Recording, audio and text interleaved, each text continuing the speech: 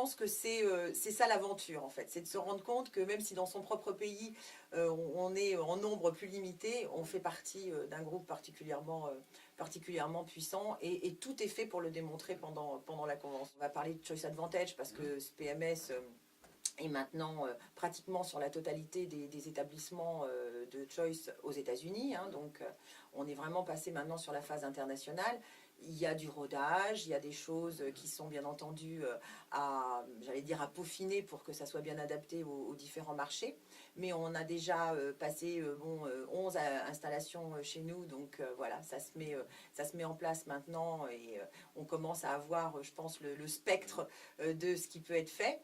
Donc Choice Advantage, dont on a vu les premiers éléments aux États-Unis, c'est vrai que ça faisait partie après de tout ce qui permet de décliner d'autres programmes, notamment pour gérer d'une façon plus performante ces inventaires. Donc ils ont mis au point des systèmes beaucoup plus rapides.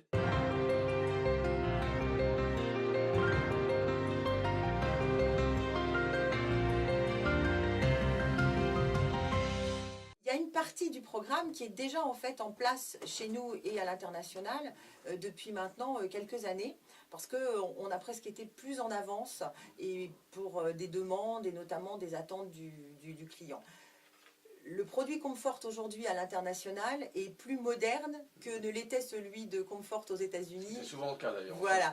Et pour d'autres marques aussi, hein, parce que bon, celles de Choice, d'autres marques de Choice, mais également d'autres marques, je pense, de la concurrence au niveau des chaînes américaines. C'est vrai que c'est plus, j'allais dire, dynamique. La grande nouvelle annoncée aux franchisés pour l'instant américains, mais bon, c'est jamais, ça pourrait arriver sur d'autres pays, c'est Choice qui participe en fait à l'amélioration du produit Comfort, voilà, et qui a investi... qui est prêt à financer une partie des travaux de rénovation, sous certaines conditions évidemment, mais donc notamment d'utiliser les fournisseurs référencés et de s'engager à rester chez Choice pour une certaine durée, mais voilà, qui participe à hauteur de 40 millions en fait, de dollars au financement des franchisés américains.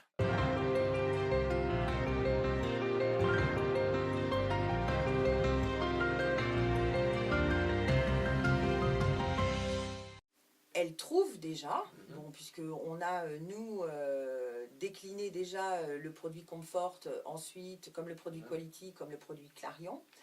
À la différence de ce que vous pouvez voir au niveau des États-Unis, où il y a une marque bien spécifique qui est dédiée à Comfort Suite avec un logo, enfin voilà.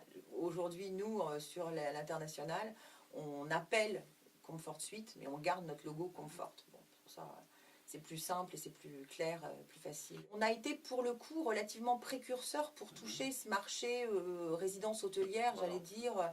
Et séjour plus long. Voilà, séjour plus long et avoir cette cible de clientèle-là depuis quand même pas mal d'années. On est en train maintenant de l'adapter totalement aussi au niveau du système de réservation de Choice, puisque Choice ayant beaucoup développé aussi cette partie-là, notamment avec des marques comme Cambria Suite, qui est un concept neuf et très haut de gamme chez Choice, qui est un très beau concept. Donc le système de réservation commence à être maintenant totalement adapté aux produits résidence et au long séjour. Donc ça va nous permettre de décliner sous ces deux phases-là.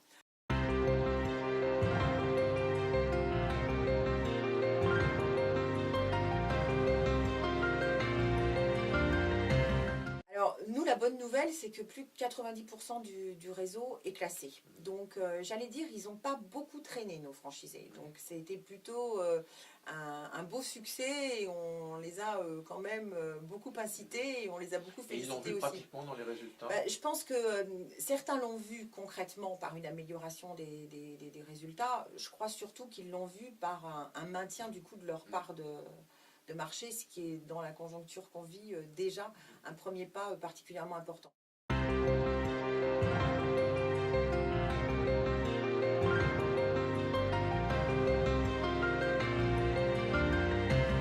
On doit chercher, je pense, à coller au maximum justement avec les attentes, avec le besoin. Nous, on les incite fortement à nous répondre très rapidement aux sollicitations, que ce soit groupe loisirs ou séminaire.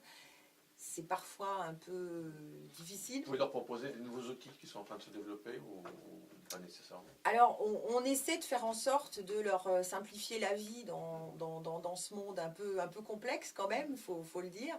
Bon, on essaie de faire en sorte, alors on parlait de Choice Advantage tout à l'heure, ça fait partie des outils qui doivent à terme donc leur simplifier la vie parce que leur simplifier aussi la gestion des différents canaux de réservation.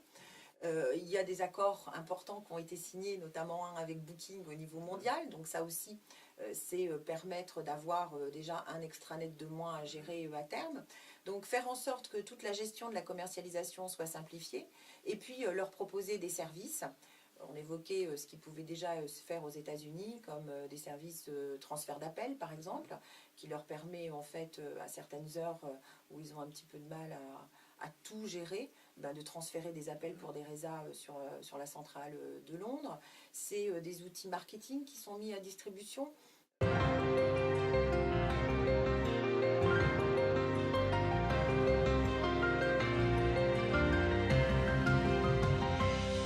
À mon sens, on n'a pas encore fini de débattre avec eux de ça. Je crois que toute la difficulté, c'est l'analyse court terme par rapport à l'analyse moyen ou long terme.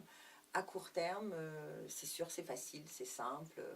On ouvre, ça rentre, on ferme, bon, ça s'arrête. Mais on ne mesure pas forcément le coût exact. Mais on mesure... Et les conséquences. Et les conséquences, je pense que c'est ça. Le coût, effectivement, c'est important. C'est vrai que là aussi, il y a peut-être une distinction à faire entre les investisseurs qui peuvent ne pas non plus mesurer ça, puisque ce n'est pas eux qui sont au quotidien et ce n'est pas eux qui sont dans la gestion. Et puis, bon, les conséquences à terme sur la propriété de son fonds de commerce, le danger d'être totalement captif justement d'un canal qui peut faire la pluie et le beau temps.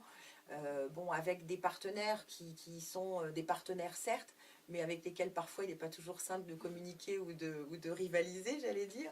Donc voilà, donc l'idée pour nous, et c'est ce que j'essaie de développer souvent, c'est de dire notre rôle de franchiseur, c'est justement que vous ne mettiez pas tous vos œufs dans le même panier, c'est de faire en sorte que vous ayez la possibilité d'avoir ces différents canaux.